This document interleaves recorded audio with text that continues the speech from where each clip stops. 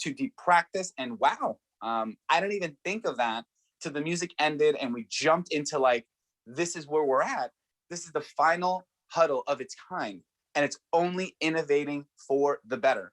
For everyone that was there last night, we did a full treatment led by Gina, Jason Sipple, of course, Patricia dropping bombs. We had Mike Adams coming in through, and of course, Adam Gugino, Gina, Jason Sipple discussing the ways to maximize events this weekend. And we covered a lot. And we want to have some fun. If you've ever experienced the Cali Giggle, there's a lot of Cali Giggles going around for this weekend. And I know last night we were talking about concussions, near-death experiences. Full disclaimer, no one died, but Andres did question if his life was in jeopardy at his previous LBI immersion. But those things will not be happening as this weekend is virtual. But I'm sure there will be oceans. There will be ridiculous hot sauce, which like burns your eyebrows off. And of course, there will be depth of acceleration, breakthrough, truth, and of course, the creation of memories that are going to accelerate us forward.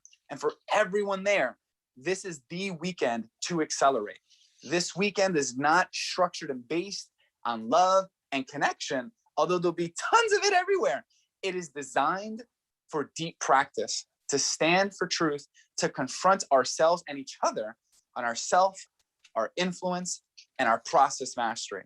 So Bella Verita, like rumor on the street has it, you're gonna like be here. Denise is gonna be here. There's gonna be all this amazing energy. Brandy is gonna be here. So there's gonna be energy.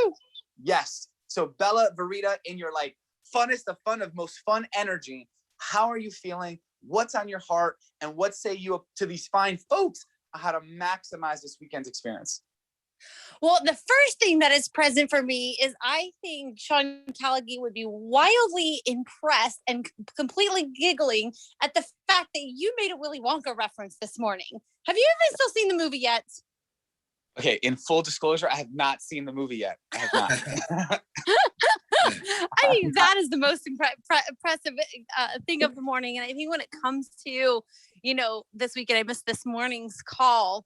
But I am just so excited because I think like with immersions is like all the information is downloaded, like everything that we pick the blueberries from here, and there, and then like it all comes together for like massive acceleration. I just remember last time after the event, all of the crazy things that people did, in their businesses and in their life as a result. So I'm excited for the connection. I'm excited for the people to come, but I am super excited for the outcomes and what happens after the immersion.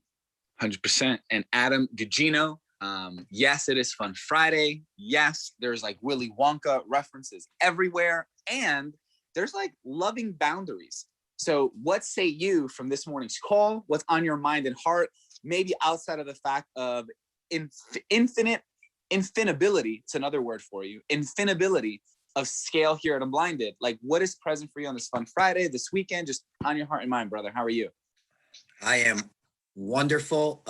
Infinity X reference sounds like you're looking to make there. The word you said this morning that just resonated was the crystallization of speaking into the listening for the huddle, but also the crystallizing of all of the content, and even for myself. So I think you're talking about what, some of the things that Sean described we're going to be going over this weekend.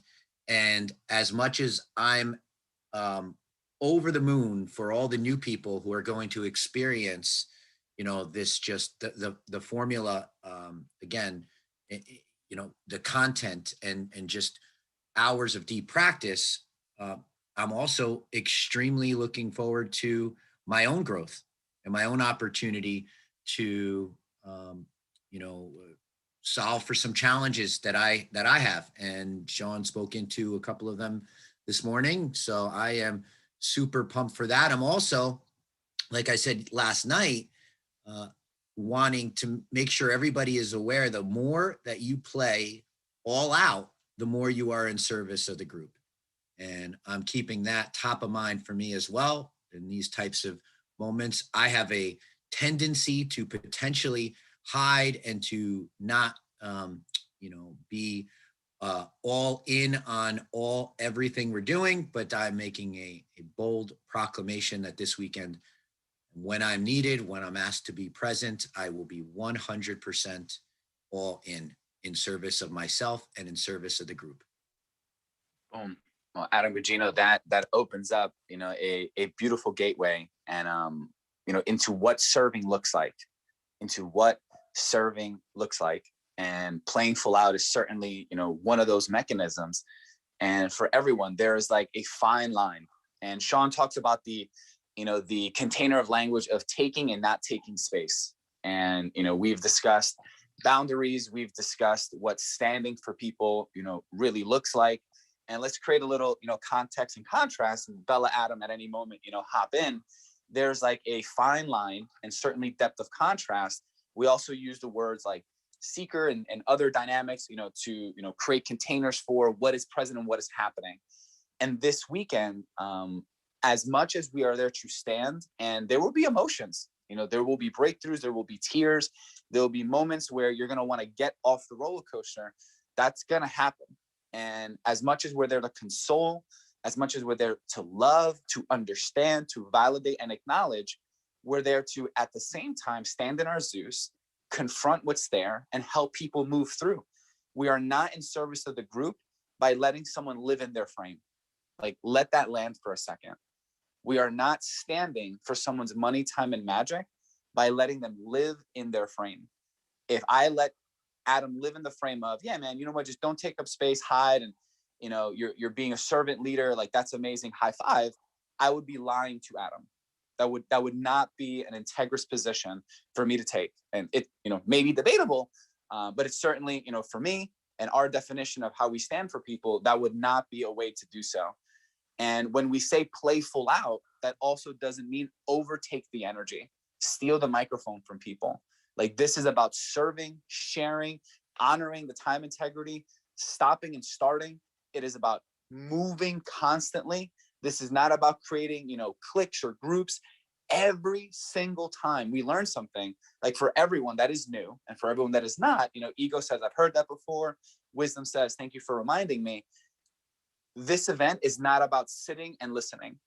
It is about integrating. It is about deep practicing. And as we learn and as we have these conversations with ourselves through whatever speaker, and of course, Sean, we're going to be going into break rooms. And every break room is going to have 3 people. And every time you go into a break room is going to be a different group of 3 people. For everyone in your own leadership, seeing people stick together is not in service of them. Seeing people stick together is not in service of them. If you want to stick together after, build Real Raw Opens, co-create, do Clubhouse influence challenges, that you can do. This weekend, we're here to meet, we're here to create, we're here to push through and stand for other people constantly getting a new perspective, taking notes, playing full out, putting down, of course, the phone, unless you are with your family, unless, of course, there's an act of God or an emergency. Let's be there. Let's be present. And Bella, as someone that knows how to have a little bit of fun, we spoke to Joe Alvaro. I've spoken to, I believe it was Allie. And I've learned a lot about Bella, including the fact that you had multiple names. And I've been cracking up of the history of Bella. So you know a little something about PSI and events and things. And obviously, through emotional rapport, I learned a lot about things I'm curious about. So I've learned a little bit or a lot of it about Bella Verita and here's what I've learned. There's many things. Here's one thing I've learned. Bella has been consistently Bella her entire life. That I have learned. You might have, developed, you might have pivoted, whatever. At the core though, Bella has always been Bella, whether she was called Bella or not. Bella Verita has always been Bella Verita.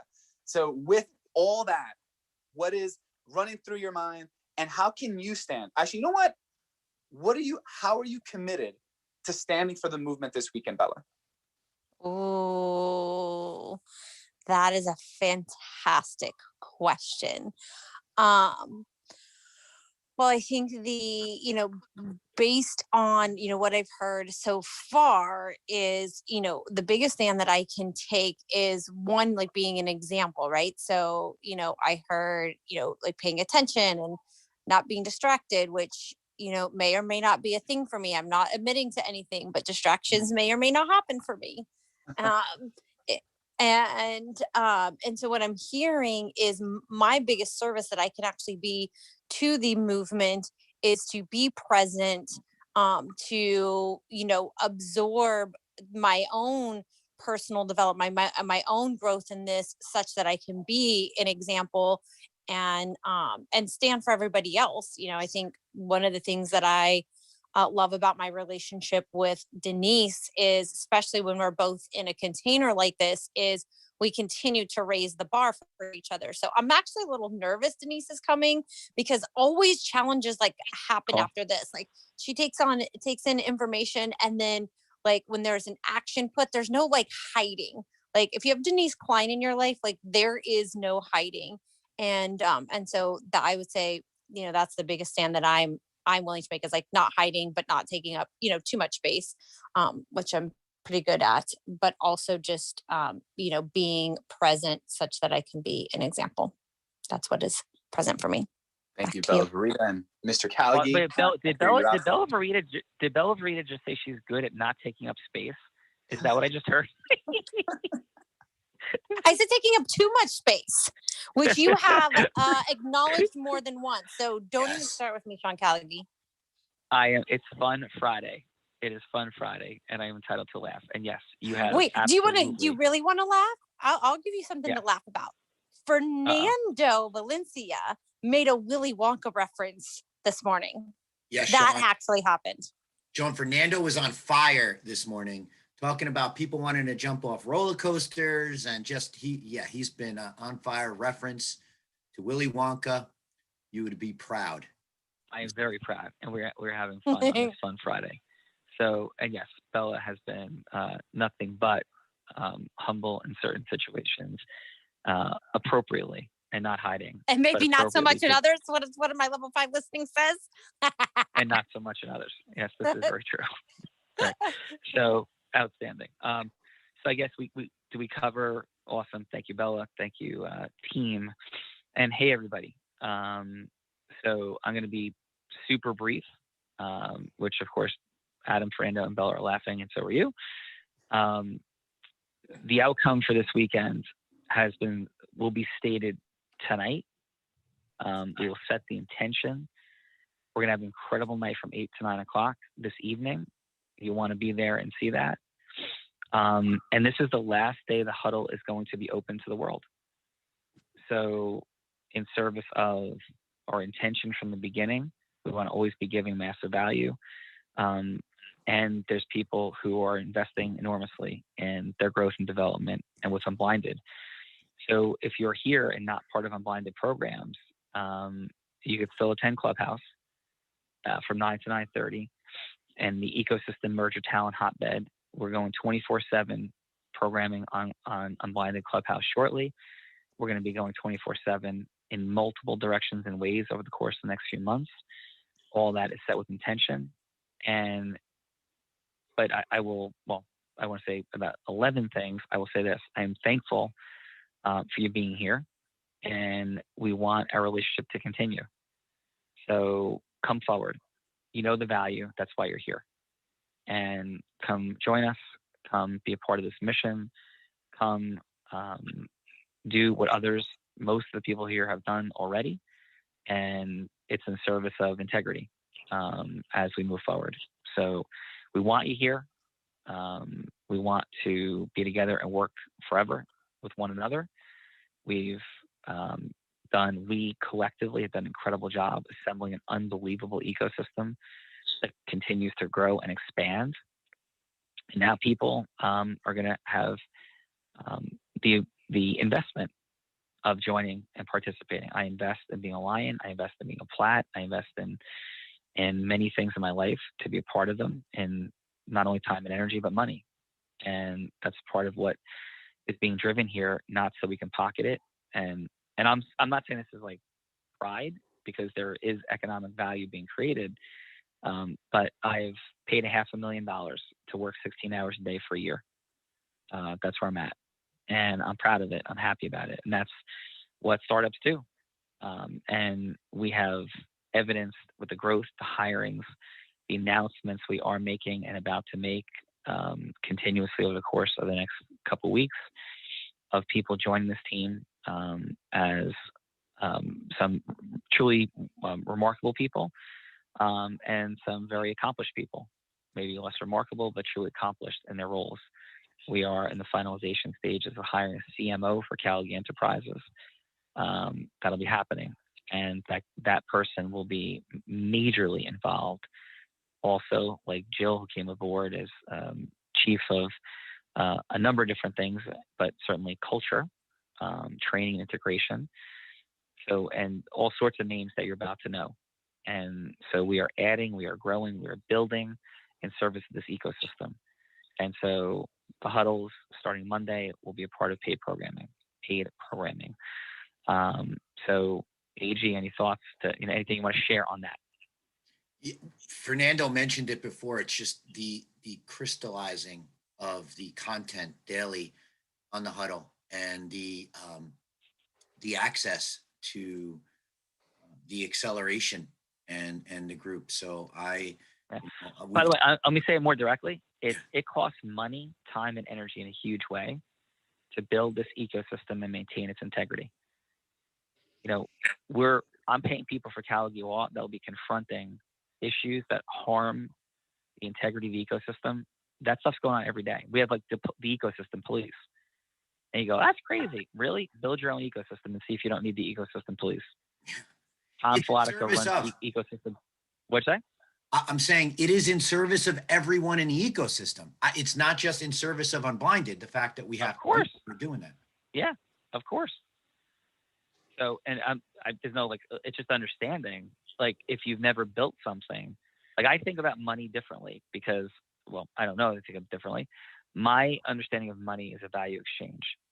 And I happily pay for all the stuff I pay for you. Well, you have more money than me. Well, I didn't at one point, and I paid $10,000 to go to a program for a day. I paid for every access I paid $500 to buy a J. Abraham book. So we invest in integrity where there's value. There's no question there's insane value to the huddle. I think the huddle value on a daily basis, me personally, you could laugh at me, I think it's silly. If I wasn't doing this and hadn't created the content, I personally have no problem paying $5,000 a month to be a part of the huddles by themselves.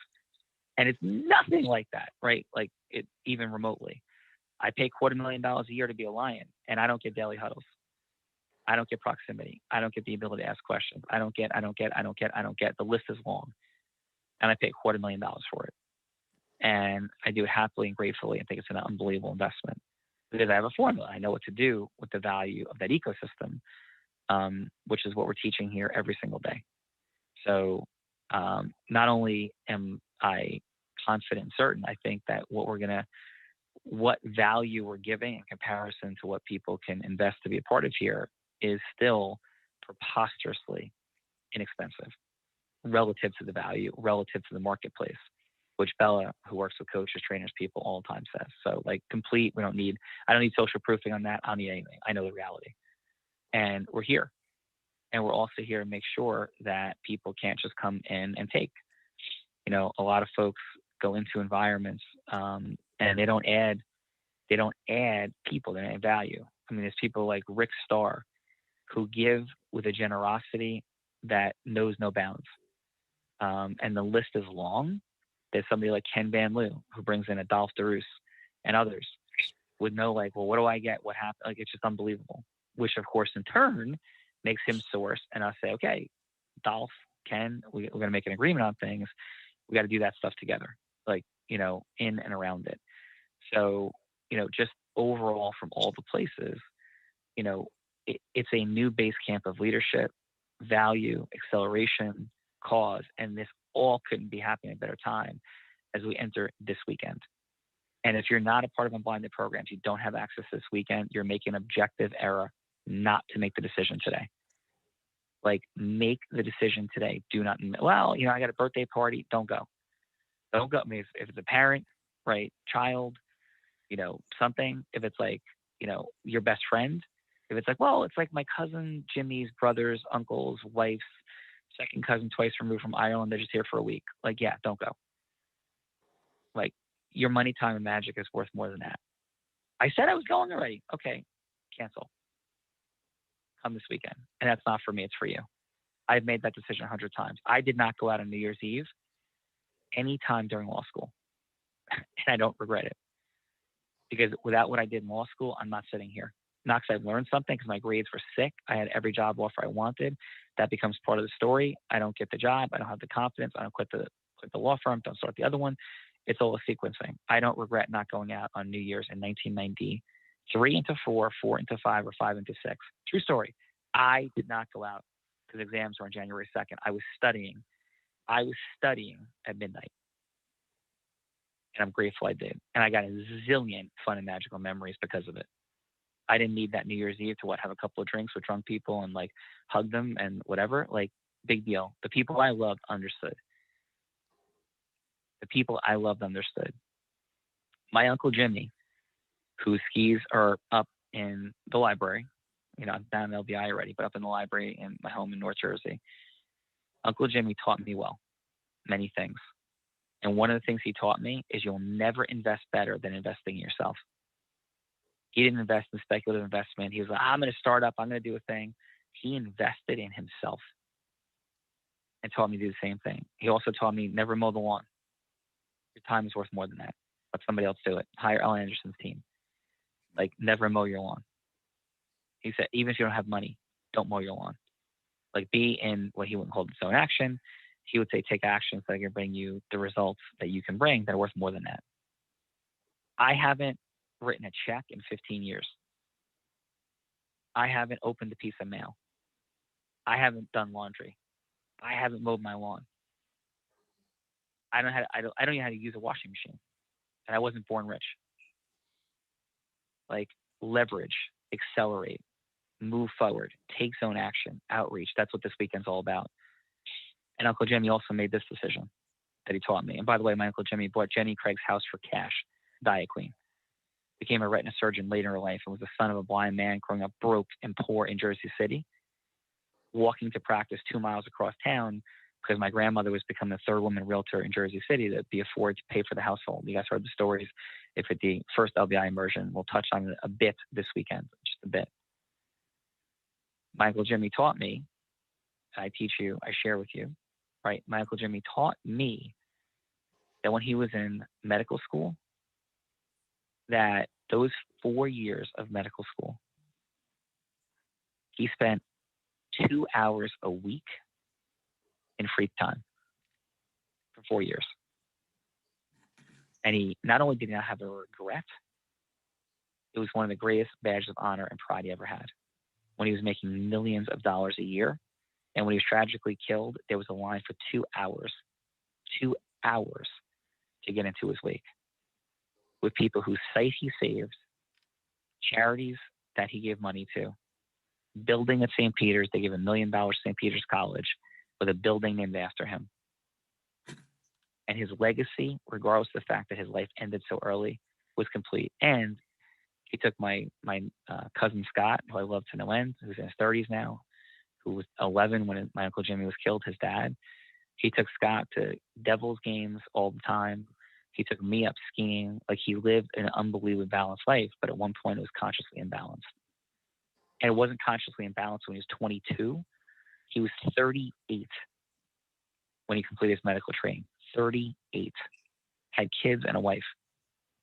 But they were aligned. They were aligned on the mission and the journey. And was she happy that she aligned on that vision and mission? Yes. And when the building was named after the both of them, and they were putting in a 18-foot Christmas tree into their great room in what was Jenny Craig's house before that, and they were able to give $1 million to St. Peter's, and they were able to be planning. My uncle's planning at 52 to start saving eyes of people in Africa, and there's a wing named after him or a room named after him at Valley Hospital for all the free work he did to save the site of preemies, and then the neonatal unit being named after him. Yeah. I asked him many times, do you have any regrets? Because regrets? Why? What have I done? Had a few beers with some friends? Like, what would I have done differently? I took care of my family, and I became financially independent, saving people's sight, and I took the cases nobody else could take and win. So this weekend is about making those decisions in abundance, in investing in yourself. AG, final as we head to Clubhouse. Yeah, it's 9:05, and you said it. Every single investment that anybody makes here, we're reinvesting back into this ecosystem and back into to drive acceleration for each and every one that's here and each and every one of the individuals. And by the way, I'm gonna interrupt that pattern real quick. And if Adam Gugino is flying in a jet named Adam, it would because he added more value than he took. Thank and you. I don't begrudge Tony Robbins. I don't begrudge Tony Robbins having whatever he has that says TR on the wing. And I was in that plane with the Lions. I was in that plane, had champagne, and sat in one of the 2 bedrooms as I sipped my champagne. And I was like, I don't know that I need a plane, but I'm sure happy Tony has one because he has this because he's added more value. Part of and so working on this weekend. Part of what I'm going to be working on this weekend, Sean. Yeah. You don't need to make any excuses, brother, for being financially free and rich. My Uncle Jimmy didn't, neither do you. Because you add more value in every situation that you encounter, every day, every time. And when all of you do, in every way, you deserve everything. You want to have your own island like Brittany Turner, you deserve it. Right? She deserves it. She earned it by adding more value than she took. So massive financial abundance present, scraping, scrounging, and scarcity for free stuff. Go ahead. Scarcity mindset gets you scarce resources. Abundant mindset gets you abundant resources. I learned that from a tall guy 24 years ago and still living it today. Love you guys. See you on Clubhouse. Let's go get it.